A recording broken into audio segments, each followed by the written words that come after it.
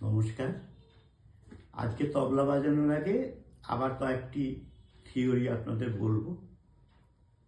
প্রথম কথা হচ্ছে মাত্রা কাকে বলে। এই যে আমরা বলি মাত্রা মাত্রা, এত মাত্রা তত মাত্রা, তালের সূক্ষ্ম সূক্ষ্ম ভাগকে মাত্রা বলা হয়। তাহলে কি হলো? তালের সূক্ষ্ম সূক্ষ্ম ভাগকে মাত্রা বলা হয়। সোম কাকে বলে? তালের প্রথম মাত্রাকে সোম বলে। আচ্ছা, এবার সঙ্গীতের সোম যদি জিজ্ঞেস করি কি হবে?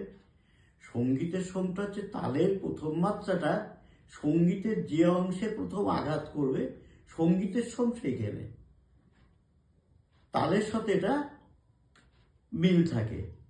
আচ্ছা, এবার তালি কাকে বলে, খালি কাকে বলে?